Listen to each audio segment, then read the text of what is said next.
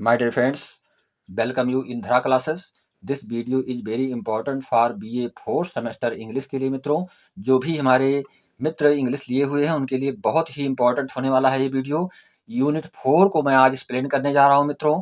Unit 4 में कबीर दास जी ने जो लिखा है उसको रविंद्रनाथ टैगोर जी ने ट्रांसलेट किया है। इसको हम एक्सप्लेन करेंगे पहले समरी के रूप में। समरी को हिंदी में बताएंगे आपको। इसके पश्चात जो है टेक्स्ट को भी एक्सप्लेन करेंगे, जिससे आपको सारी चीज़ें समझ में आती चली जाएंगी और आप अच्छी तरीके से एग्जाम में समझ कर लिख पाएंगे मित्रों।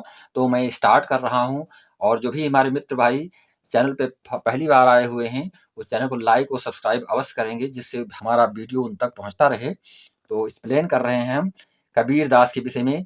जैसा कि आप कबीर दास के विषय में जानते हैं, हिंदी साहित्य में आप पढ़ चुके हैं, तो इनके बारे में आप विधिवत समझ लें कि Kabir Das the great poet and saint of India, Kabir Das जो है भारत के एक महान कवि और संत हैं के रूप में हैं और हुए थे। तो इनको हम इस तरह से समझेंगे कि इन्होंने भारतीय साहित्य को जो है चरम सीमा पर पहुंचाने का कार्य किया मित्रों। इन्होंने आध्यात्मिक क्षेत्र में अपने लेखन को आगे बढ़ाया और ये निराकार ब्रह्म के उपासक थे। इन्होंने जो है अपनी रचना के माध्यम से ईश्वर तक पहुंचने का, ब्रह्म तक पहुंचने का मार्गदर्शन कराया है। तो ये बहुत ही इम्पोर्टेंट पॉइंट में आते हैं कबीर दास जी। तो इनके विषय में, इनकी रचना को हम आज एक्सप्लेन करने जा रहे हैं मित्रों हिंदी में, जिसको कि आप समरी के रूप में समझेंगे। तो इसकी समरी जो आप देख रहे हैं, ये समरी है। ओ सर्वेंट व्हेयर डज दाउ, यहाँ पर हो सर्वेंट व्हेयर डोज दाउ, इसका मतलब होता है, सर्वेंट का तात्पर्य है यहाँ पर मित्रों वर्शिपर से, जो भी ईश्वर के प्रति आस्था रखते हैं, ईश्वर से कुछ चाहते हैं और ईश्वर के लिए कुछ करते हैं, उन्हीं के लिए सर्वेंट शब्द का प्रयोग किया गया है। व्हेयर डज दाउ, दाउ का मतलब यहाँ पर तू या तेरे से होता है, जो कि गॉड के लिए, ईश्वर के लिए बताया गया है। तो इसको हम आपको बता रहे हैं कि इसका पूरा मतलब क्या होता है। ओ सर्वेंट व्हेयर डज दाउ, इसका तात्पर्य हुआ कि हे मनुष्यों, तुम जीवन में जो भी कुछ करते हो ईश्वर के लिए, वो सब जहां भी करते हो, जो भी करते हो, वो सारी चीजें आपको यहाँ पर बताई जा रही हैं। Man tries to attain God through his life, जहां पर देखेंगे लाइन को, man tries to attain God through his life, यानी कि मनुष्य जीवन भर ईश्वर को पाने की कोशिश करता है।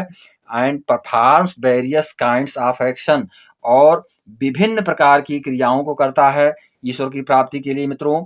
But he does not see the Lord, परंतु उसे प्रभु के दर्शन नहीं हो पाते हैं। लॉर्ड का मतलब यहाँ पर स्वामी, ईश्वर, प्रभु, अर्थात उसे पर भी ईश्वर के दर्शन नहीं हो पाते हैं। वो जीवन भर लगा रहता है मित्रों।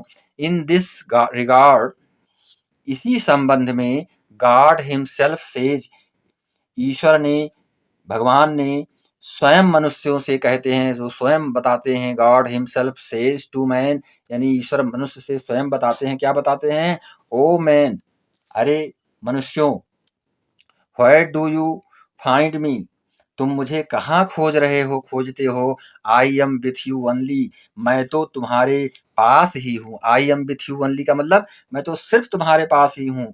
आई don't do not live in any mosque और टेम्पल, मैं किसी मंदिर, मस्जिद या देवालय में नहीं रहता हूँ। नार इन एनी पिलग्रिमेज प्लेस का मतलब होता है, ना किसी तीर्थ स्थान पर रहता हूँ। ईश्वर कहता है कि मैं किसी मंदिर, मस्जिद या देवालय में नहीं रहता हूँ, ना किसी तीर्थ स्थान पर। ये बता रहे हैं मित्रों। आगे देखेंगे, you can't even find me, तुम मुझे नहीं प्राप्त कर सकते हो। बाई एनी हाइपोक्रिटिकल एक्शन, किसी पाखंडी क्रियाओं से। हाइपोक्रिटिकल का मतलब होता है पाखंड से भरी हुई क्रियाओं से, अर्थात मैं किसी पाखंडी क्रियाओं से भी नहीं मिल सकता हूँ, अर्थात उसे, मुझे कोई प्राप्त नहीं कर सकता है। ही हु सीक्स मी, जो मुझे सच्चे मन से तलाश करता है। With a sincere heart, sincere heart का मतलब होता है सच्चे मन से मित्रों। He who seeks me with a sincere heart, इसका तात्पर्य हुआ जो मुझे सच्चे मन से खोजता है।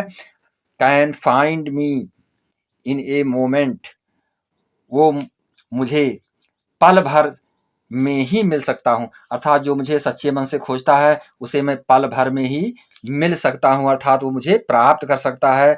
In a moment because I am present in every breath of every living being, क्योंकि मैं तो हर प्राणी की प्रत्येक सांस में मौजूद हूँ। यहाँ पर बता रहे हैं कि I am present in every breath का मतलब होता है प्रत्येक सांस के साथ में मौजूद हूँ। ऑफ एवरी लिविंग बीइंग, जो भी जीवित प्राणी हैं, जो भी सांस ले रहे हैं, उनकी प्रत्येक सांस में मैं मौजूद हूँ। If you want to find me, यदि तुम मुझे खोजना चाहते हो, then search it in your heart, तो अपने मन में खोजो, अपने हृदय में खोजो, मैं अवश्य ही तुम्हें प्राप्त होऊंगा। यह संदेश है कबीरदास जी का मित्रों। कबीरदास जी ने लोगों को ये बताया है जो कि सर्पेंट के रूप में ईश्वर भक्ति में लगे हुए हैं और अंत तो गत्वा उनको ईश्वर की प्राप्ति नहीं हो पाती है, उनके विषय में इस संदेश को बताया गया है मित्रों। तो इस तरह से हम इसको समझेंगे। आगे दूसरे वर्षन में देखेंगे मित्रों, it is needless to ask. Needless का मतलब होता है जरूरत ना होना। It is needless to ask का मतलब होता है ये पूछने की आवश्यकता नहीं है, इसकी पूछने की जरूरत नहीं है। तो इसको देखेंगे यहाँ पर इस वर्षन में कबीरदास जी ने क्या बताया है कि in the poem Kabir advises people not to ask the cards of any gentile. Most important line प्यारे मित्रों, देखेंगे इसको। यहाँ पर कबीरदास जी लोगों को सलाह देते हैं, लोगों से कहते हैं कि किसी भी सज्जन और शुद्ध हृदय वाले व्यक्ति को जात न पूछो, अर्थात ऐसे जो व्यक्ति हैं जो शुद्ध हृदय के हैं, शुद्ध विचार के हैं, उनकी कभी जात मत पूछिए। In the poem Kabir advises people not to ask the caste. Caste means होता है जाति पात की बात। Of any gentle and pure hearted person, अर्थात कबीरदास का यह संदेश है मित्रों कि किसी भी सज्जन और शुद्ध हृदय वाले व्यक्ति की जाति मत पूछिए। कबीरदास जी कहते हैं that it not the caste, कि जात नहीं, इट नॉट द कास्ट का मतलब जात नहीं, but the person is important. जात नहीं बल्कि व्यक्ति महत्वपूर्ण है, अर्थात व्यक्ति की जाति महत्वपूर्ण नहीं है बल्कि व्यक्ति ही महत्वपूर्ण है। यह कबीरदास जी का कथन है मित्रों।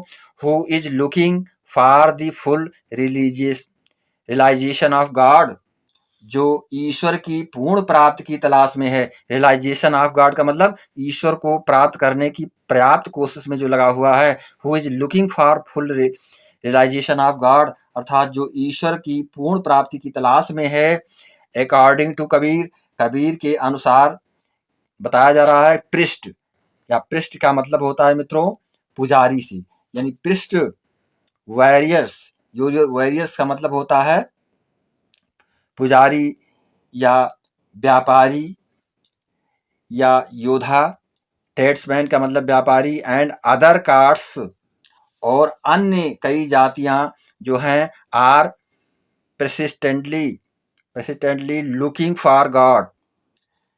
इस सारी जातियां जो होती हैं समान भक्त के साथ भगवान के आशीर्वाद के लिए जो है लगातार तलाश कर रही होती हैं। Looking for God blessing, blessing का मतलब होता है आशीर्वाद प्राप्त करने के लिए।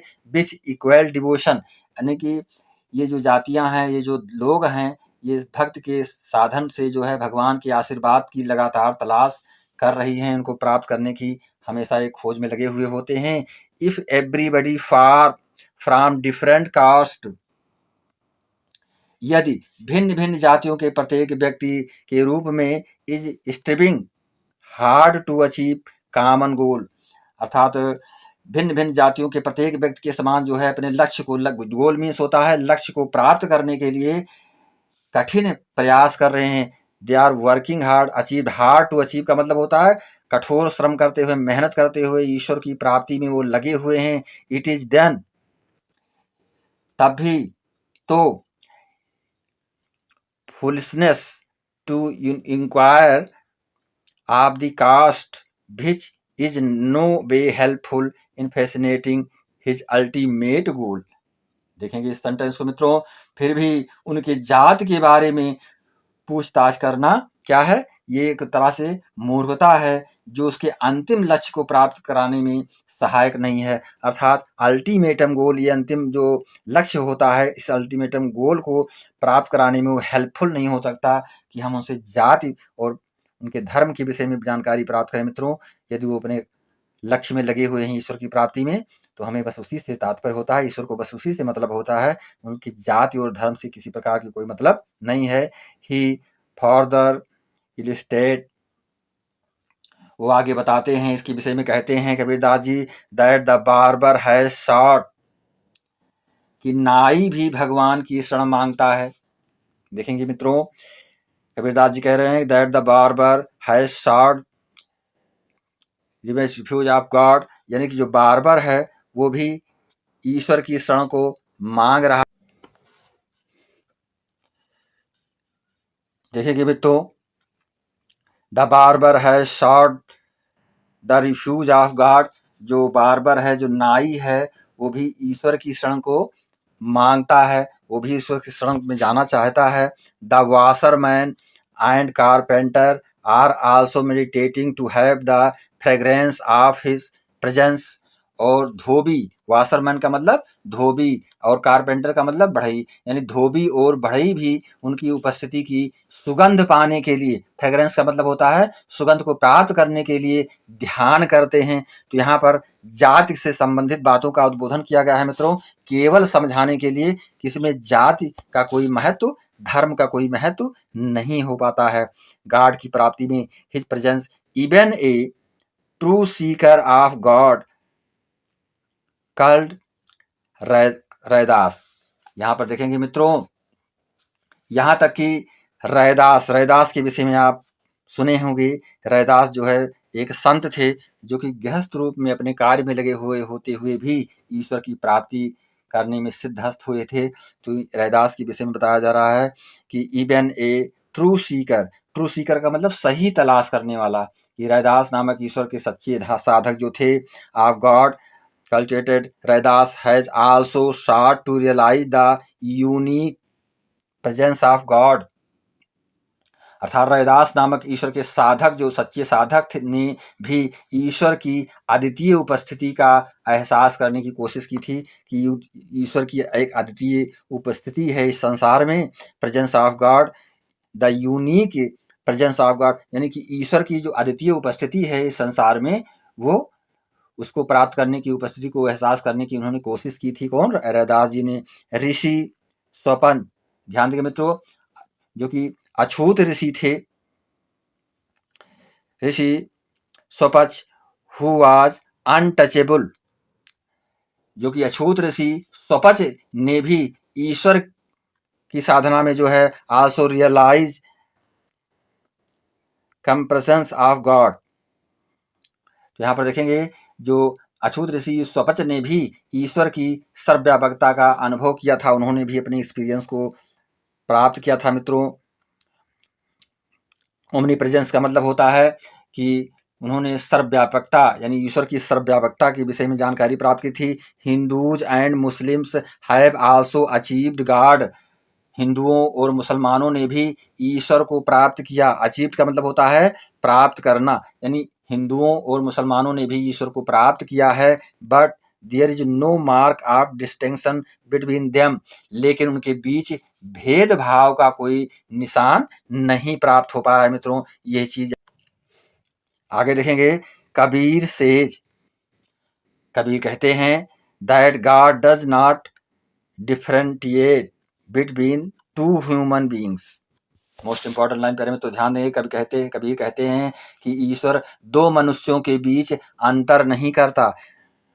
God does not differentiate between two human, two human का मतलब दो मनुष्यों के बीच, दो मानव के बीच में गॉड कभी भी अंतर नहीं करता। Beings what ever caste creed, चाहे वे किसी भी जात या समुदाय के हों, कास्ट क्रीड एंड कम्युनिटी, यानी किसी भी जात के व समुदाय के हों, तो ईश्वर जो है कभी भी उनमें किसी प्रकार का भेद व अंतर नहीं मानता है, नहीं करता है मित्रों। आगे देखेंगे, they belong to God, encourage everyone to follow the path of humanity, ईश्वर सभी को मानवता के मार्ग पर चलने के लिए और भाइयों और बहनों के रूप में दूसरे की मदद करने के लिए प्रोत्साहित करते हैं। देखेंगे, and come to forward to help other as brother and sisters as they are created by the same creator, तो यहाँ पर देखेंगे मित्रों, कबीरदास जी का कहना है, संदेश है उनका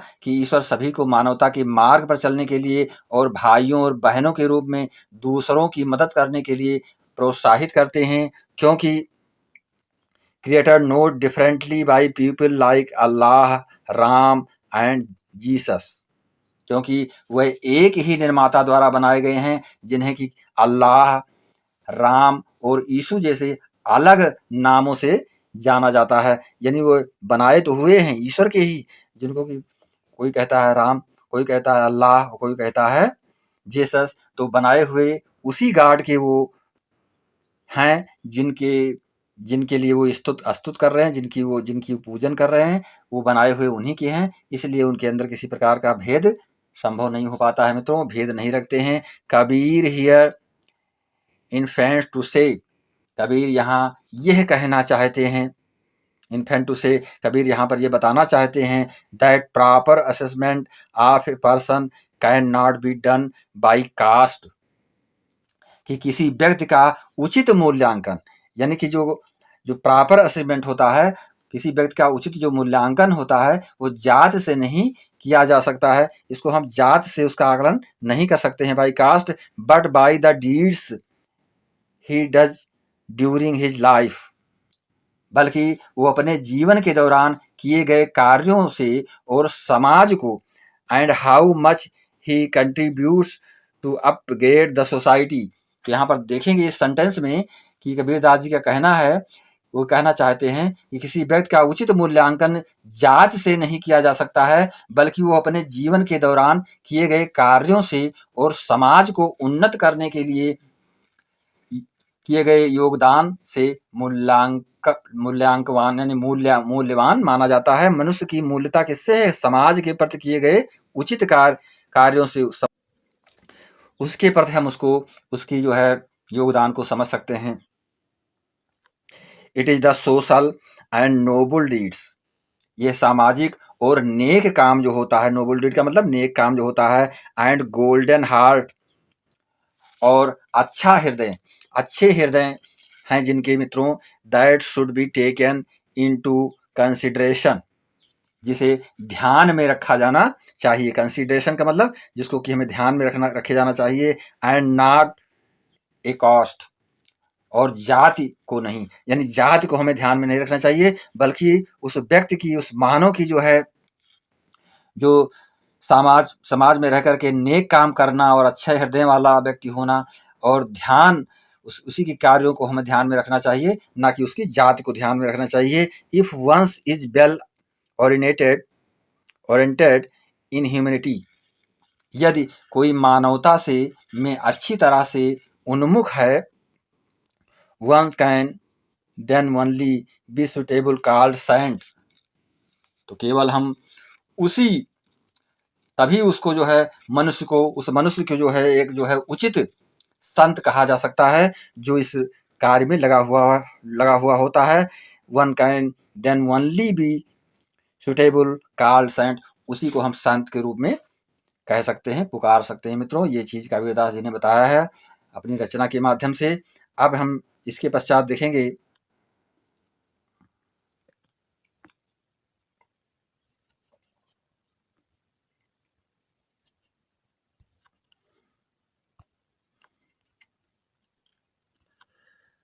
ये कबीरदास जी ने आगे बताया है कि Kabir in this poem tries to integrate society, Kabir इस कविता में, जिस पोएम का मतलब इस कविता में मध्यकालीन, यानी कि मध्यकालीन भारत के दौरान मध्यकालीन भारत में जो जातियों का जो बोलबाला हो गया था, पंथों का, यानी Kabir in this poem tries to integrate society which was segmented in caste, creeds, sects and religious group during medieval India, यानी कि मध्य भारत में जो है इस तरह से कबीरदास जी ने जो देखा था कि जिसमें कि पंथ का मतलब सेगमेंटेड, यानी जो पंथ होते थे, जातियां, संप्रदाय और धार्मिक समूहों में विभाजित समाज को एकत्रित करने की कोशिश की थी। यह मध्यकालीन भारत के परिवर्तन में लगे हुए थे। मध्यकालीन भारत में इस तरह से तमाम भेदभाव उत्पन्न हुए थे मित्रों, तो उसके सुधार में, इसलिए कबीरदास जी को समाज का सुधारक भी कहा जाता है। तो उन्होंने इसको सुधारने में, इसकी जो बोलबाला था, इस बोलबाला को खत्म करने का उन्होंने प्रयास किया था मित्रों। कबीर कहते हैं that any person with human touch deserves to be called a Saint.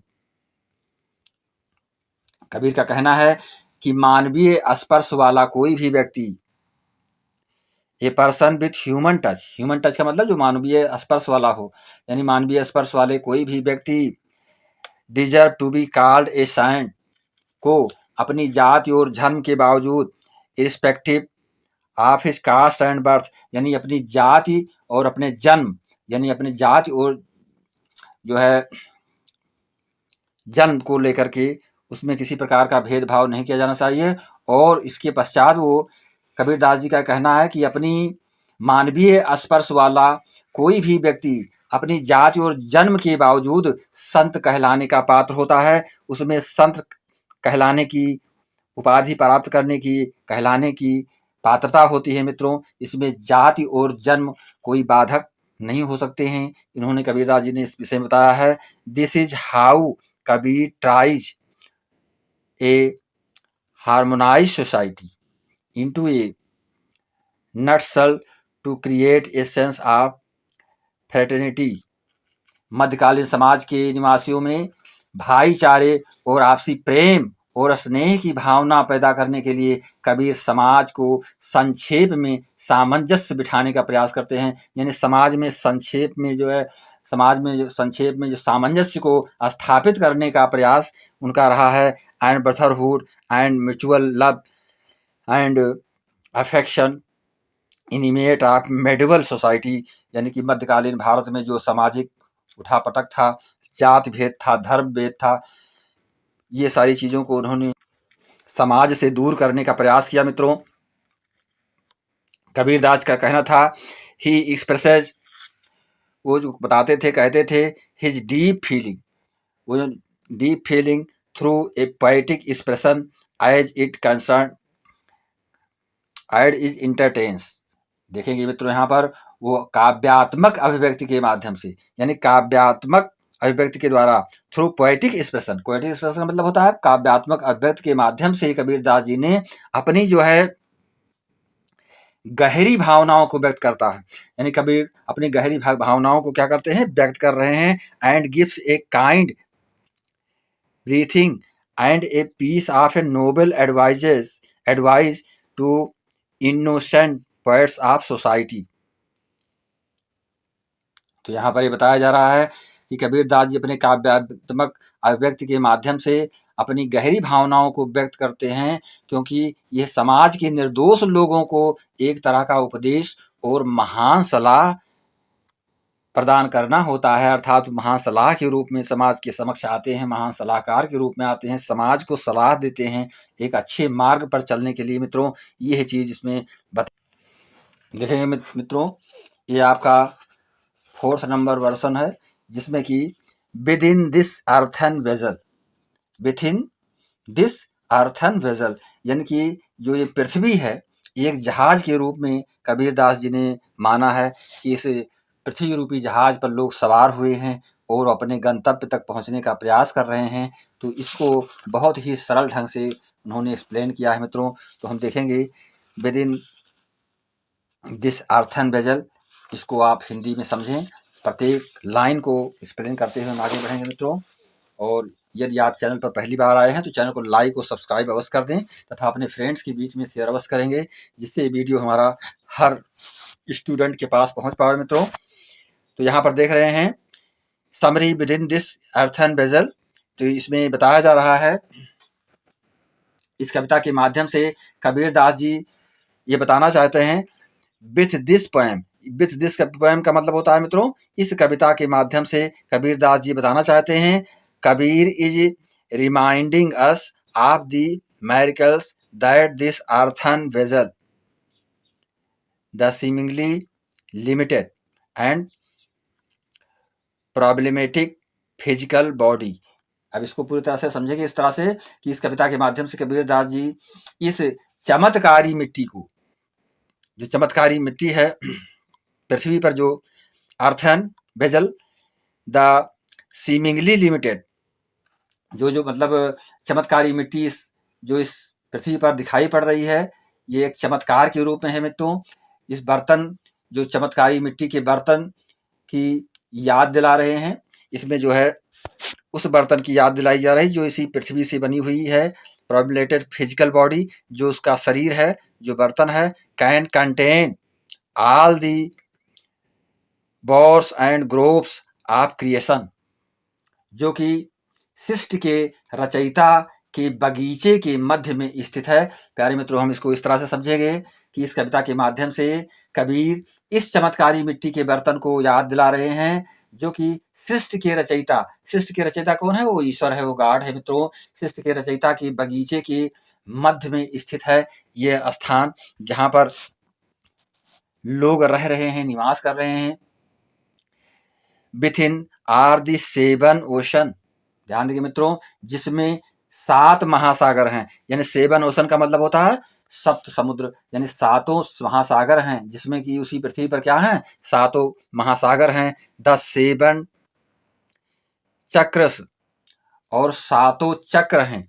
7 चक्र बताया गया, 7 चक्र यानी 7 चक्र इसमें उपस्थित हैं। That must be traversed by the rising kundalini energy, जिन्हें कुंडलिनी एनर्जी, कुंडलिनी एनर्जी का मतलब होता है तो कुंडलिनी ऊर्जा जो होती है, 7 चक्र हैं जिन्हें कुंडलिनी ऊर्जा द्वारा पार किया जाता है। कुंडलिनी ऊर्जा एक ऐसी ऊर्जा होती है ध्यान करने की, या एक साधन है मित्रों। ऐसे जो संत महात्मा होते हैं वो कुंडलिनी ऊर्जा के द्वारा जो है ईश्वर की प्राप्ति करने का प्रयास करते हैं।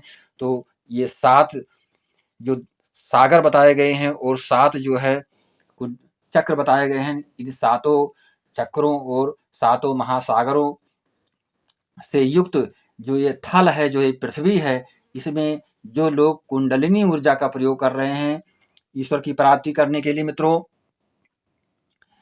जो उसका मूल्य बढ़ा है, तो उसी की kundalini energy within is found the touch stone which proves the value of the earthen bezel.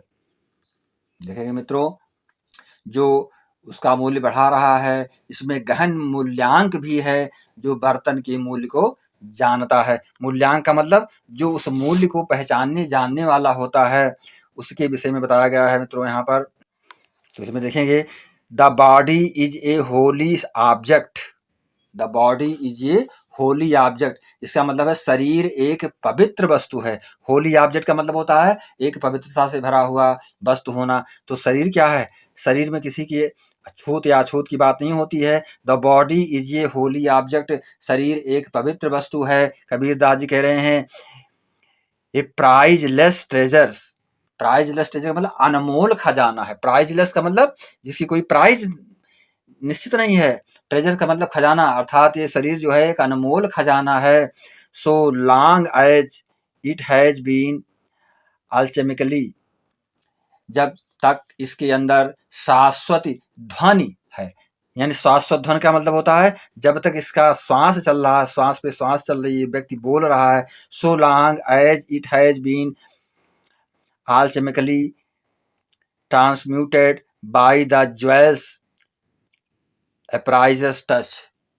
Most important line देखेंगे मित्रों, जब तक इसके अंदर शाश्वत ध्वनि है, जो मन के शोर के भीतर, यानी मन के जो शोर के भीतर है, मौन होकर गुनगुनाती है, जीवन बसंत समान हो जाता है। तो उसका जीवन क्या हो जाता है? बाय द ज्वेल्स अपार्सस टच, ये जीवन जो है एक जो है विथिन दिस, यहाँ पर देखेंगे मित्रों, within is the eternal sound that hums in silence beneath the noise of the mind, यानी कि इसके अंदर जो अंतर आवाज होती है मन के अंदर, जब तक इसके अंदर शाश्वत ध्वनि है तो मन के शोर के भीतर, यानी मन की आवाज होती है उसके, फिर भी उसके भीतर जो है एक मौन होकर गुनगुनाती हुई ध्वनि सुनाई पड़ती है। Within is the life giving spring, जिसको कि जीवन के बसंत के समान हम समझ सकते हैं कि जीवन के अद्भुत आनंद की प्राप्ति हमको होने लगती है जब ऐसी भावनाएं, इस प्रकार से हमको इस तरह से संकेत प्राप्त होने लगते हैं मित्रों, तब हम समझ लीजिए ईश्वर के बहुत सन्निकट हम जा रहे हैं। कि जब हम ध्यानावस्था में होते हैं तो एक प्रकार की अंतर ध्वनि सुनाई पड़ने लगती हो। तो इस चीज को कबीरदास जी ने इसमें एक्सप्लेन करने का प्रयास किया मित्रों, हमको इस तरह विशेष रूप से समझना चाहिए। अब हम देखेंगे इसके पश्चात, it is a puzzle and logical mind can not resolve, यह एक ऐसी पहेली है जिसे तार्किक मन हल नहीं कर सकता। यानी मन के द्वारा, लॉजिकल माइंड, जो तार्किक मन है आपका, वो उसे कभी भी उसका निदान नहीं कर सकता। It is a puzzle of logical mind can not solve. तो कबीरदास जी यहाँ पर बताते हैं कि एक ऐसी पहेली जिसे कि तार्किक मन उसको हल ही नहीं कर सकता है। The eternal one, the eternal one मतलब शाश्वतता। द इटर्नल वन का मतलब होता है जिसमें शाश्वतता होती है, जो सभी चीजों में समाहित है। हु इनकम्पासेस ऑल थिंग्स, अर्थात जो सभी चीजों में समाहित है, मिला हुआ है। Is found with in the limited compasses of the body, अर्थात शरीर के भीतर भी है और शरीर के बाहर भी सारी चीजें उसमें दिखाई पड़ती है। Limited compass of the body, जो शरीर के अंदर समाहित हुआ है, दिखाई पड़ रहा है मित्रों। Kabir is shouting in ecstasy, Kabir परमानंद की स्थिति प्राप्त करते हैं ही खुशी में चिल्लाते हैं। किस रूप में चिल्लाते हैं? जब उनको परमानंद की स्थिति प्राप्त हो जाती है। Kabir is shouting in scarcity look within, look within, तो जो परमानंद की स्थिति कबीरदास को प्राप्त हो जाती है तो वो अपने भीतर झांकते हैं और वो चिल्ला उठते हैं। क्या कहते हैं कबीरदास जी? लुक विथिन, लुक विथिन का मतलब अंदर झांको, अपने अंदर देखिए। लुक विथिन, अपने अंदर देखो, अर्थात भीतर झांको, बाहर की दुनिया को देखने की आवश्यकता नहीं है, आपको अपने अंदर की दुनिया को देखने की आवश्यकता है मित्रों। इस चीज को इसमें एक्सप्लेन किया गया है। तो हम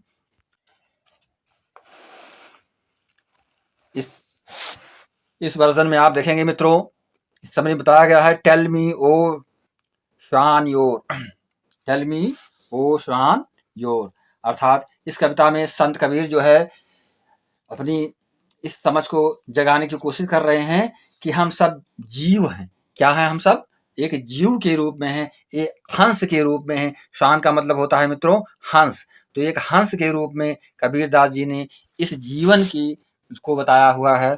तो इसको हम इस तरह से समझेंगे, एक्सप्लेन करने हम जा रहे हैं। देखेंगे मित्रों, इन दिस पोएम, यानी इस कविता में saint Kabir is trying to awaken, संत कबीर इस समझ को जगाने की कोशिश कर रहे हैं, हमको आगे ज्ञान की शिक्षा प्रदान करने की कोशिश कर रहे हैं। दैट अंडरस्टैंडिंग, कि हम सब क्या हैं, हमको ये समझ आनी चाहिए। दैट वी आर सोल्स, कि हम सब क्या हैं, हम सभी एक जीव हैं। सोल का मतलब होता है आत्मा, जीव, तो हम सभी क्या हैं, एक जीव है मित्रों। Tell me your old story, या एक हंस के रूप में सोल को भी बता रहे हैं, ऊपर स्वान के रूप में, हंस के रूप में भी बताया गया है। अब आगे कह रहे हैं tell me your old story, अपनी पुरानी कहानी सुनाइए, यानी अपनी पुरानी कहानी को बताओ। ओ हंस, अरे हंस, ए हंस, तुम अपनी पुरानी कहानी को बतलाइए। From which country have you come, तुम किस देश से आए हो? ए हंस, तुम किस देश से आए हुए हो? अपनी उस कहानी को कबीरदास जी कह रहे हैं कि तुम किस देश से आए हो। ए हंस, तुम अपनी कहानी को यहाँ पर बतलाइए। O swan, and to which ferries, and to which ferries will you descend, कह रहे हैं और किस घाट उतरोगे, अर्थात कहाँ तुम्हारा जाना है, इस चीज को तुम बताओ। वेयर विल यू रेस्ट, तुम कहाँ आराम करोगे। यानी कि मित्रों यहाँ पर हंस से तात्पर्य जीव आत्मा से है। जीव आत्मा को से क्वेश्चन कर रहे हैं कबीरदास जी। वेयर विल यू रेस्ट, तुम कहाँ आराम करोगे। ओ श्वान, अरे हंस, ए हंस, and what are you looking for, और तुम्हें किसकी खोज है। लुकिंग फॉर का मतलब तुम किसकी तलाश में आए हुए हो, किसकी तलाश में तुम लगे हुए हो। इट इज मॉर्निंग नाउ, अभी सवेरा है। ओ श्वान, ए हंस, अभी सवेरा है। सवेरा का मतलब भोर, सवेरा का मतलब होता है जीवन का प्रथम पहर, जीवन की शुरुआत है मित्रों। यह संदेश यहाँ पर बताया जा रहा है। स्टिल बी अलर्ट, अब भी चेत जाओ, अब भी तुम अपने कर्म में लग जाओ। एंड कम विथ अस, और हमारे साथ चलो। There is a place where there is no name of morning. Morning का मतलब होता है सैड मित्रों, दुख से तात्पर्य होता है। यहाँ पर बताया जा रहा है कि ये चेत जाइए, समझ जाइए और हमारे साथ चलो एक ऐसी जगह। किस जगह पर चलना, चलने की बात बताई जा रही है। Where there is no name of morning and doubt, जहां पर शोक और संशय का नाम नहीं है। मॉर्निंग का मतलब होता है शोक यानी सैड, और डाउट का मतलब होता है संशय। तो जहां पर शोक और संशय का नाम नहीं है, ऐसी जगह पर, ऐसे जगह हैं जहां पर शोक और संशय का नाम नहीं है। अभी भी तुम चेत जाओ, हमारे साथ चलो। ऐसा संकेत कबीरदास जी ने यहाँ पर जीव आत्मा के लिए कहा है मित्रों। There is no fear of death, यहाँ पर मौत का कोई भय नहीं है। Dear the forest of Kamdev is blooming, वहां कामदेव का वन है। ब्लूमिंग माने खिला हुआ। And the fragrance of the soul's oneness spreads.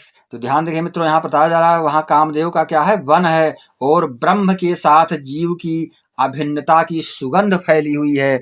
किसकी सुगंधता की सुगंधता फैली हुई है? ब्रह्म के साथ अनंत सुगंध की जो है अभिन्नता फैली हुई है। Fragrance of the soul's oneness spread with the Brahma, ब्रह्म अर्थात जो ब्रह्म है, जो ईश्वर है, उस ब्रह्म के साथ में जीव की अभिन्नता की सुगंध जो है बिखरी पड़ी हुई है। There the mind is buzzing in fun, वहां मन का भंवरा जो है गुनगुनाता है। किस रूप में? After there is no desire for any more happiness. मित्रों समझेंगे यहाँ पर कि वहां पर जो मन का भंवरा वो मस्ती में गुंजन कर रहा है। इसके बाद किसी और सुख की अभिलाषा नहीं है। देयर डिजायर्स, यहाँ में there is no desire for any more happiness, यानी अब और अधिक खुशी की आवश्यकता वहां पर है ही नहीं। वहां पर जो है भंवरा मस्ती में हमेशा गुंजायमान गुंजन करता है। ऐसे स्थान पर चलने की बात कबीरदास जी ने की है मित्रों। तो ये यहाँ पर इस समरी में ये आपको इस तरह से संदेश मिल रहा है कबीरदास जी के द्वारा। अब हम देखेंगे अगला जो आपका वर्जन है, what is the flute. Most important मित्रों, फ्लूट का मतलब होता है बांसुरी से तात्पर्य है। देखेंगे मित्रों, ये वर्जन नंबर आपका 4 है। इसमें आपको बताया गया what is the flute. Flute का मतलब होता है बांसुरी। तो यहाँ पर व्हाट इज द फ्लूट यानी बांसुरी क्या है, बांसुरी की ध्वनि से संबंधित चीजें यहाँ पर बताई गई हैं। एक आध्यात्मिकता से युक्त होकर के कबीरदास जी ने बताने का प्रयास किया है मित्रों। तो इसको हम पूरी तरह से इस तरह से समझेंगे। कबीरदास जी कह रहे हैं, कहते हैं, क्या कहते हैं? Hearing the murli within I was being played. Kabirdas कहते हैं कि जो मुरली बज रही थी उसे सुनकर मैं खुशी से भर गया। Kabir says hearing the murali, hearing the murali का मतलब उस मुरली की ध्वनि को सुनकर within I being played का मतलब मैं खुशी से भर गया। कबीरदास जी कह रहे हैं कि जो मुरली बज रही थी उसे सुनकर मैं खुशी से भर गया, सराबोर हो गया। इस संदेश को यहाँ पर दे रहे हैं कबीरदास जी मित्रों। आगे देखेंगे, I was filled with Joy, मैं पूरी तरह से खुशियों से भर गया था उस मुरली की ध्वनि को सुन करके।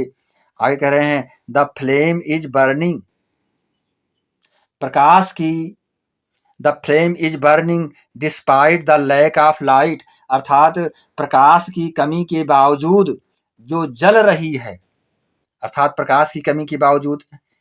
It was filled with joy, the flame is burning despite the lack of light, अर्थात प्रकाश की कमी के बावजूद जो जल रही है,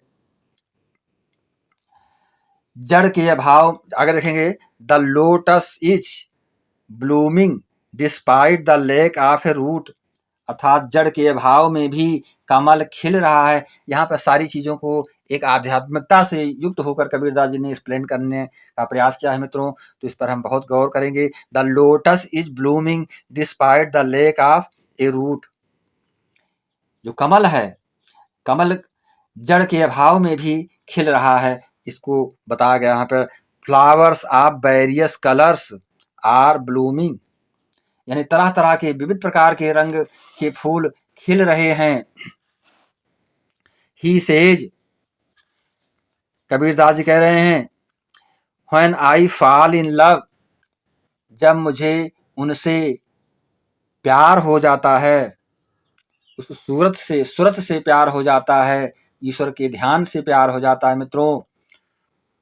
I become a life long companion among the saints, तो मैं संतों के बीच में, एमंग द सेंट का मतलब, तो मैं संतों के बीच में आजीवन साथी बन जाता हूँ, अर्थात संतों के बीच में मैं उनके साथ आजीवन साथी बन जाता हूँ। जैसे जस्ट एज चकोर लुक्स एट द मून, किस प्रकार से साथी बन जाता हूँ मित्रों, जैसे चकोर जो है, जो चकोर पक्षी होता है, चकोर लुक्स एट द मून, चकोर चांद को देखता है, and chatak looks forward to a moment of freedom, और चातक स्वतंत्रता की एक बूंद के लिए तत्पर रहता है।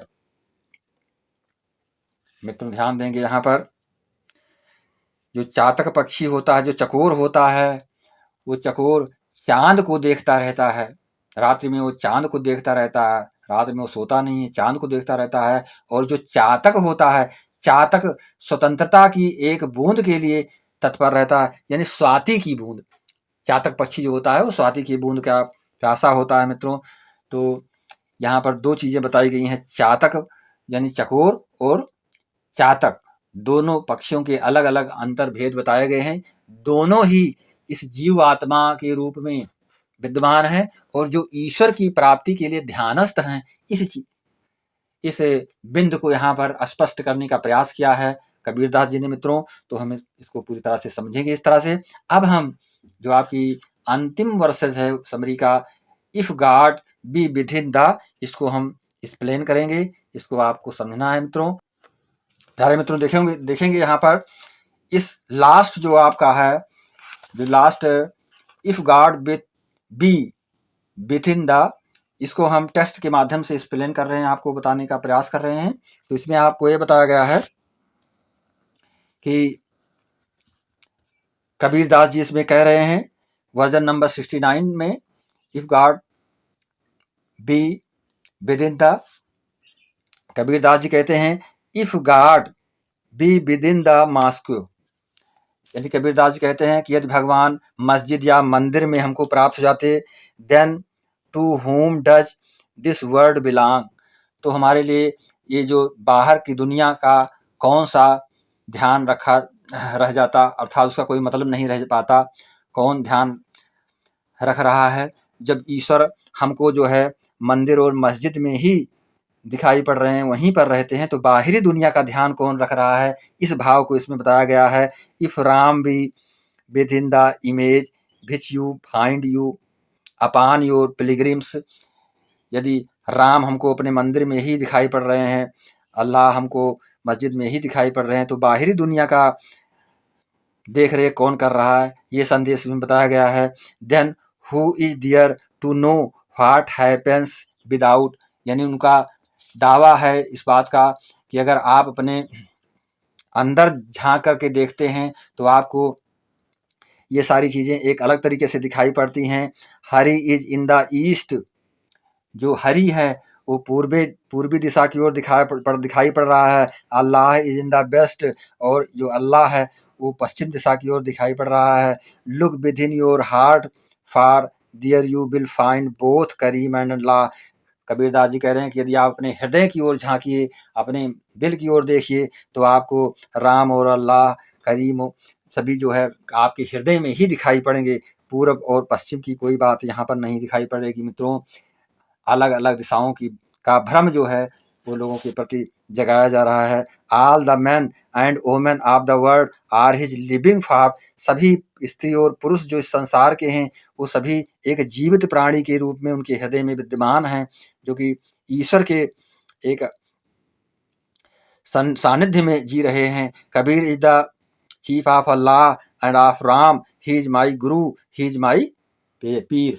कबीरदास जी कहते हैं कि उनका दावा है कि कबीर राम और अल्लाह के बेटे हैं। कबीर किसके बेटे हैं? राम और अल्लाह के बेटे हैं। कबीर ने अहिंसा सिद्धांत का प्रचार किया, यानी कि किसी को जीव की हत्या मत कीजिए, इस संदेश को उन्होंने बताने का प्रयास किया है इस लास्ट वर्जन में मित्रों।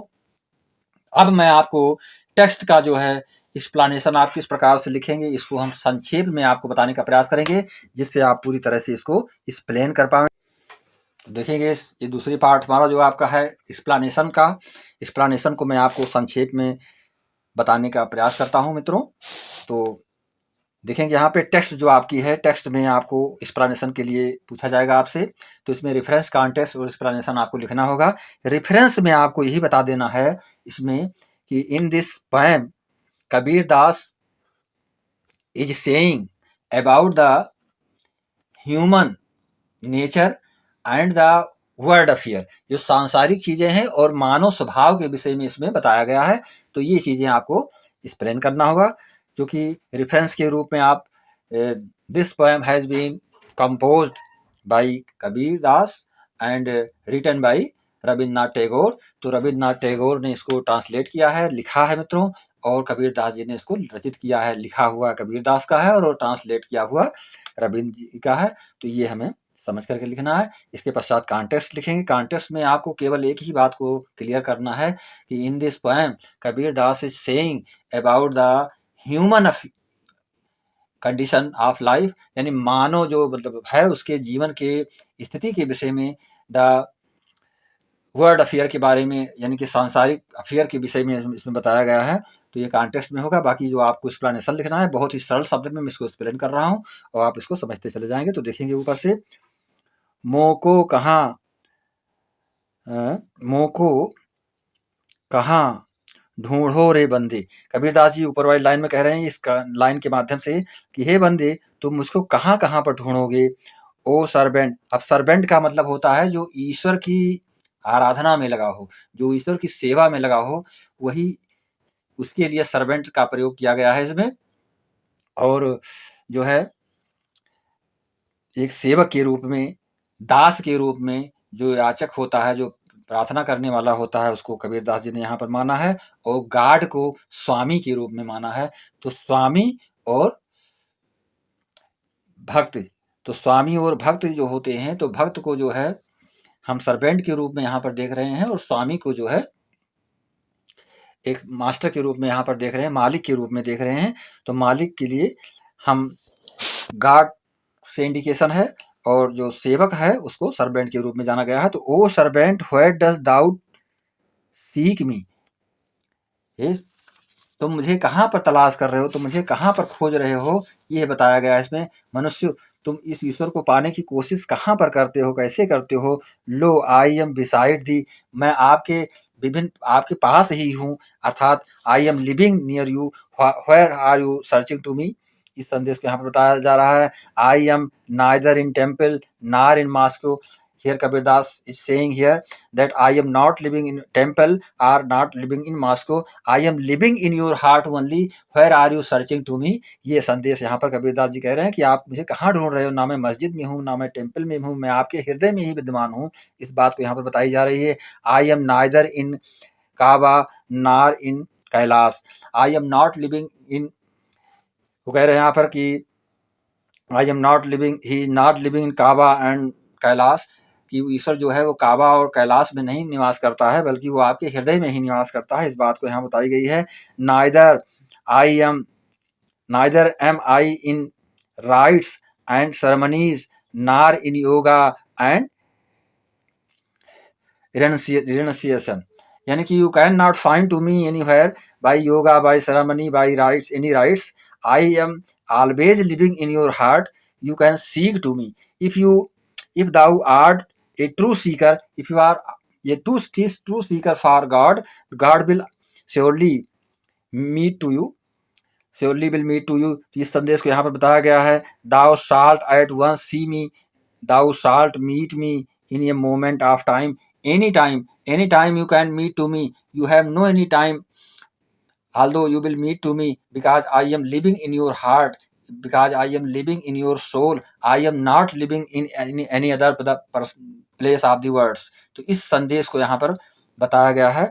यहाँ पर कह रहे हैं कबीरदास जी कि then you can search in your heart, आप अपने हृदय में मुझको तलाशिए, मैं आपके हृदय में ही हूँ। तो इसको आपको एक्सप्लेन करने के लिए पूछा जाता है मित्रों, तो आप इसको इस तरह से एक्सप्लेन करेंगे। दूसरे वर्जन में आपको ये बताना है, इसमें आप देखें, संतन जात न पूछो निर्गुनिया। यहाँ पे संत की कोई जात नहीं होती, no any caste of Sant, any person, जैसा कि आपको बता दिया गया है, any person can be A Sant, no cast no religion, किसी कास्ट और रिलीजन से कोई तात्पर्य नहीं है, कोई भी पर्सन एक संत हो सकता है, एक व्यक्ति संत हो जा सकता है, ईश्वर से जुड़ सकता है और ईश्वर से जुड़ने की उसका अपनी एक आस्था बन सकती है, इसमें किसी प्रकार की भेदभाव की बात नहीं होनी चाहिए। तो यहाँ पर देख रहे हैं, it is needless to ask a saint the caste, यानी कि it is useless, it is needless to ask the caste of any person, यानी किसी पर्सन की जात पूछना जो है, जात पूछना ये बिल्कुल बेकार है, बेवजह है। Which he belong for the priest, the warrior, the statesman and all 36 are alike are seeking for God, यानी कि जिसमें कि ए प्रिस्ट, ए वैरियर, ए टेट्समैन, ये any caste persons could be can be find the God, यानी may be find the God, यानी ईश्वर की प्राप्ति वो कर सकता है, कोई किसी भी कास्ट का हो, किसी भी धर्म का हो। इसमें कबीरदास जी कह रहे हैं कि anybody person can find to me in anywhere, no any differences of caste and no any differences of religion, anybody person can worship to me and I can meet to him.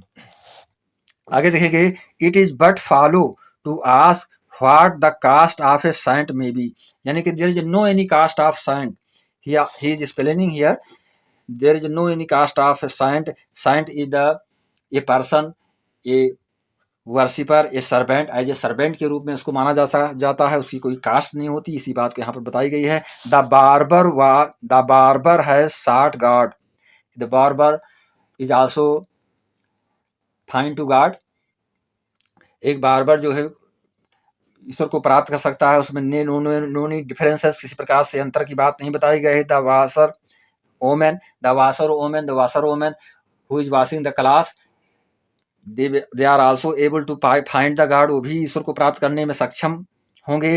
And the carpenter, a carpenter, इनमें अलग अलग जातियों की अलग अलग कार्य जो से जुड़े हुए हैं, उन लोगों को भी ईश्वर प्राप्ति में किसी प्रकार से बाधक न होने का संकेत यहाँ पर कबीरदास जी ने दिया है मित्रों। Even Raidas was a seeker after God, Raidas was also a saint, he was seeker of God and at last he found the God, तो उन्होंने ईश्वर को अंत में प्राप्त भी किया। रैदास के विषय में इसमें बताया गया है, the rishi Swapaksha was a caste, lower caste, Swapaksha जो थे वो भी लोअर कास्ट के थे, but he found the God, उन्होंने भी ईश्वर की प्राप्ति किया। इस चीज को यहाँ पर बताया गया है मित्रों। इसके पश्चात देखेंगे वर्जन नंबर 8 में, आप देखें वर्जन नंबर 8 में, हंसा इज द सोल, यानी हंस को क्या माना गया है, सोल मीन्स स्पिरिट, आपकी आत्मा को ही हंस माना गया है, जीव की उपाधि दी गई है। तो यहाँ पर हंस से उद्बोधन करते हुए कबीरदास जी कह रहे हैं मित्रों, टेल मी का मतलब मुझे बतलाइए, ओ शान, ओ हंस, ए हंस तुम मुझे बताओ, योर एंशियंट टेल, अपनी जो तुम्हारी प्राचीनतम जो कहानी है, जो जीवन की गाथा है, उस गाथा को तुम मुझसे बताओ। From what land do you come, from what land, from which land do you come, तुम किस लैंड से आते हो, किस स्थान से आते हो। From where do you come, आप कहाँ से आते हैं, यानी गिव मी योर अपीयरेंस, अपने परिचय को आप बताइए। गिव मी योर इंट्रोडक्शन, अपने इंट्रोडक्शन को आप बताइए। यहाँ पे जो है कबीर दास जी जीव आत्मा से प्रश्न करने की बात कह रहे हैं कि तुम अपने परिचय को, अपने स्थान के विषय में बताओ। टू हार्ट शोर विल यू फ्लाई, तुम किस छोर से आए हुए हो उड़ करके, और कहाँ तुम्हारा जाना है। From where will you go and from where will you come, तुम कहाँ से आए हो और कहाँ तुम जाओगे। Where would you take your rest and where will you take your rest, तुम कहाँ पर विश्राम करोगे। व्हाट इज योर रेस्ट का मतलब होता है चिर आनंद को प्राप्त करना मित्रों। तो तुम कहाँ पर जो है आनंद की प्राप्ति करोगे, इस बात को बताई गई, पूछा जा रहा है इसमें। ओ श्वान, अरे हंस, and what do you seek and what are you searching here in this world, तुम्हें संसार में किस चीज की तलाश कर रहे हो। What is your aim, what are you searching here and there, you are not looking peacefully here, तुम यहाँ पर शांतपूर्ण रूप से दिखाई नहीं पड़ रहे हो, तुम इधर उधर सर्च करती हुई दिखाई पड़ रहे हो, तो तुम किस चीज़ की तलाश कर रहे हो, इस तरह से क्वेश्चन किया जा रहा है मित्रों। इवन दिस मॉर्निंग, इस सुबह की समय यानी जीवन के प्रथम पहर, यानी जीवन जब स्टार्ट होता है, जब से व्यक्ति का जन्म होता है, तो इसका मॉर्निंग का मतलब हुआ इवन दिस मॉर्निंग, यानी इस सुबह। ओ श्वान एवॉक एराइज फॉलो मी, तुम जगो और मेरा अनुकरण करो, मेरे साथ चलो। You awake and come with me and I will meet to you God, यानी मैं आपको ईश्वर से मिलाऊंगा, मैंने ईश्वर से आपको का मैं मिलाप कराऊंगा। तुम इधर उधर क्यों भटक रहे हो, अपने जीवन को क्यों इधर उधर भटका रहे हो। तो इस संदेश को इस पोएम के माध्यम से मित्रों बताया गया है। ये वर्जन नंबर 12 था। अब हम आपको देखेंगे मित्रों कुछ अंश अभी और इसमें बाकी था। There is a land where no doubt nor sorrow, Kabirdas ji कह रहे हैं कि एक ऐसा स्थान है जहाँ पर ना कोई शंकाएं हैं, ना कोई संदेह है और ना कोई दुख की स्थिति है। यानी कि that place is the place of God, there is no any sadness, there is no any sorrowfulness is present there, there is no any doubt, किसी प्रकार की शंका और किसी प्रकार के दुख का जहाँ पर कोई निवास नहीं है, ऐसे स्थान के बारे में मैं आपको बताऊंगा। Where the terror of death is no more, जहाँ पर मृत्यु का कोई भय नहीं है। There is no any fear of death, जहाँ पर किसी प्रकार की मृत्यु का कोई भय नहीं है। There the woods of spring are a bloom, जहाँ पर जो है always you will see the flowers blooming there, यानी फूल हमेशा खिले हुए दिखाई पड़ते हैं। एंड फ्रेगमेंट सेंट, और their scent is very fragrant very attractive, उनकी जो सेंट हैं, जो उनकी सुगंध है, बहुत ही आकर्षक है। He is borne on the wind, जो कि हवा के झोंकों के साथ में अपनी सुगंध को फहराते बिखेरते दिखाई पड़ रहे हैं। Dear the bee of the heart is deeply immersed and desires no other joy, जहाँ पे हमारे हृदय, डियर जो bee of the heart, bee of the heart का मतलब जो हमारी हृदय रूपी जो हृदय रूपी जो आकर्षण है, जो हम जिसके प्रति आकर्षित होते हैं, जो हमारी इच्छाएं होती हैं, तो वहाँ पर हमारी डिजायर जो है फुलफिल हो जाती है, हमारी जॉय जो है पूर्ण हो जाती है। हमको और अधिक जॉय और अधिक डिजायर की इच्छा नहीं रह जाती है, हम पूरी तरह से संतुष्ट हो जाते हैं। We feel satisfaction in our self when we reach to that places, मैंने उस स्थान पर जब हम पहुँचते हैं तो हमको सारी चीज़ें जो है एक संतुष्टपूर्ण रूप भाव से दिखाई पड़ती हैं। इस तथ्य को यहाँ पर बताया गया है मित्रों। वर्जन नंबर 53 में देखेंगे। कौन मुरली शब्द सुन आनंद भयो, यानी मुरली शब्द, murali the voice of a flute, यानी वॉइस ऑफ फ्लूट के विषय में कबीरदास जी यहाँ पर बता रहे हैं मित्रों कि जो एक अंतर्नाद होती है, अंतर्ध्वनि उत्पन्न होती है जब आदमी को ज्ञान की प्राप्ति हो जाती है। तो अंतर्ध्वनि, जैसे गौतम बुद्ध को भी जब ज्ञान की प्राप्ति हुई थी तो कहते थे तरह तरह की वीणा के स्वर और तरह तरह की झंकारें उनके कान में ब्योरे में सुनाई पड़ती थीं, जबकि पास में बैठी हुई उनकी माँ को उसकी ध्वनि सुनाई नहीं पड़ रही थी मित्रों। तो जब हम ज्ञान की प्राप्ति सीमा पर आ जाते हैं, उस स्थिति में आ जाते हैं, तो हमको एक ध्वनि सुनाई पड़ती है। तो यहाँ पर उसी तथ्य को बताया गया है। कौन मुरली शब्द सुन आनंद भयो, यानी उस मुरली के शब्द को सुन करके मैं अपने आप में आनंदित हो गया हूँ। I am feeling very happily here, I am full of enjoyments to hear the sound of the flute, यानी कि इस ध्वनि को, इस बांसुरी की ध्वनि को सुन करके मैं बहुत अधिक आनंदित हो उठा हूँ। कबीरदास जी इस अनुभव को यहाँ पर कर रहे हैं सिर। व्हाट इज दैट फ्लूट, वो फ्लूट क्या है। Whose music thrills me with joy, जिसके ध्वनि ने मुझको आनंद से भर दिया है। The flame burns without a lamp, यानी the flame burn without a lamp. यहाँ पर बताया गया है जो फ्लेम है, जो लौ है, वो जल रही है लेकिन लैंप ही नहीं है, बिना आधार के वो जल रही है, प्रकाश हो रहा है। यानी जब ज्ञान आ जाता है, if you will able to search God at that time there is no any source of things. आपको किसी सोर्स की ज़रूरत नहीं पड़ेगी, थिंग्स की ज़रूरत नहीं पड़ेगी। वो चीज़ें आप में स्वयं जो है फ्लेम के रूप में, लपट के रूप में, लव के रूप में आपकी आस्था ईश्वर से लगेगी। The lotus blooming blossom without a root, without root अर्थात बिना जड़ के, बिना जड़ के जैसे कमल खिल जाता है, उसी तरह से जीवात्मा आपकी जब ईश्वर से लगन होती है, ईश्वर से आस्था होती है, तो आगे बढ़ जाती है। फ्लावर्स ब्लूम इन क्लस्टर्स, और जो फूल होते हैं जो उनको खिलने की बात कही गई है, तो जीव आत्मा जो है प्रसन्न हो जाती है। The soul feels happiness in himself when he came near the God. जब वो ईश्वर के समीप होता है तो अपने आप में प्रसन्नता की अनुभूत करता है जीवात्मा। The moon bird is devoted in the moon with all its heart to rain birds long for the shower of rain. इसमें देखेंगे मित्रों, flowers of various colours are blooming, यानी विविध प्रकार के जो है फूल खिले हुए हैं। वो कहते हैं कि आई फॉल इन लव, मैं उस प्रेम में लग गया हूँ, गिर पड़ा हूँ, गिरता जाता हूँ। I became a life long companion among the saint, मैं संतों के बीच में अपने आप की एक दोस्ती को कायम करने का प्रसार कर रहा हूँ। यानी संतों के बीच में अपने आप को मैं जोड़ने का प्रयास कर रहा हूँ, संत के रूप में अपने आप को आगे बढ़ा रहा हूँ। जस्ट ए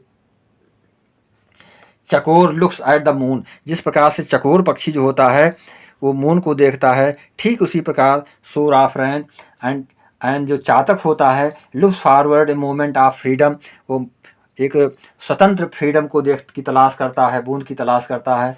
तो इस तरह से यहाँ पे कबीर दास जी ने वर्जन नंबर 53 में संदेश पहुँचाने का प्रयास किया। मित्रों, इसके पश्चात हम देखेंगे जो है वर्जन आपका 69 देखेंगे।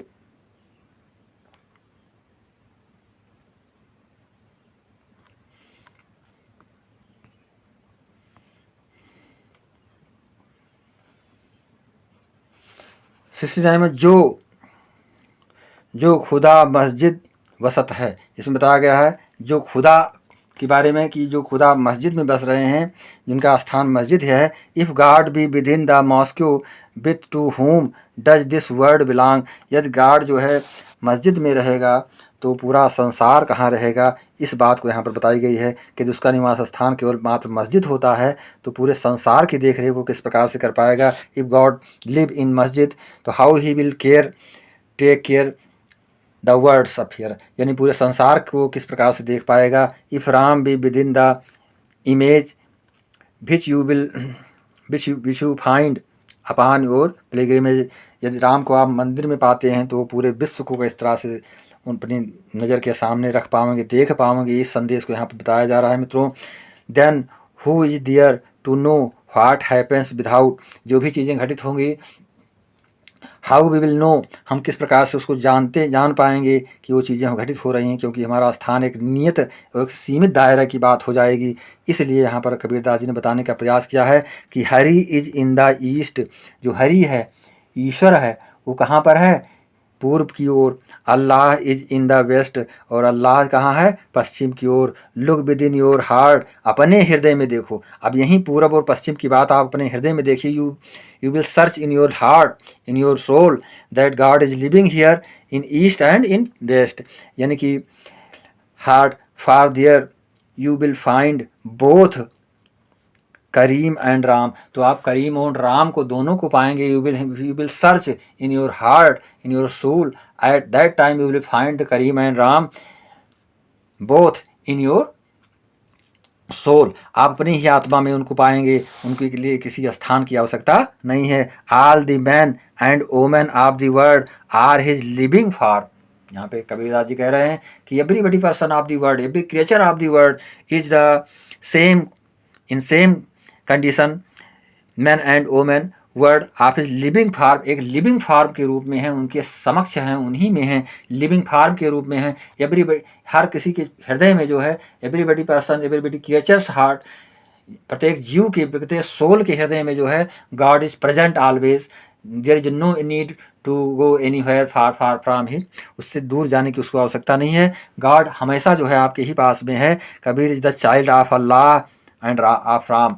Kabir Das is saying here that he is child of Allah and Ram, वो उन्हीं के बदले, उन्हीं के बच्चे हैं। ही से ही इज माई गुरु, और वो क्या हैं, वो उनके गुरु हैं। ही इज माई फायर, और वही उनके जो है क्या है, पैगंबर हैं। सारी चीज़ें उन्हीं के समक्ष हैं, सारी चीज़ें उन्हीं के शरणागत हैं। जो भी चीज़ें हैं वो उन्हीं के समक्ष हैं, हम उनसे अलग हो ही नहीं सकते। तो in this text, in this poem, Kabir Das is describing about a human thinking ability. God is always present in anywhere. God is present in the heart of a man. There is no any place of the world where God is living continuously. तो ऐसी कोई बात नहीं कि God जो है कहीं एक अन्यत्र स्थान पे रह रहा है। गॉड हमारे जो है हृदय में रह रहा है। इस चीज़ को यहाँ पर विशेष रूप में इसमें एक्सप्लेन किया गया है मित्रों। तो हम पूरी तरह से इसको समझ गए होंगे और अच्छी तरीके से एग्जाम में लिख पाएँ।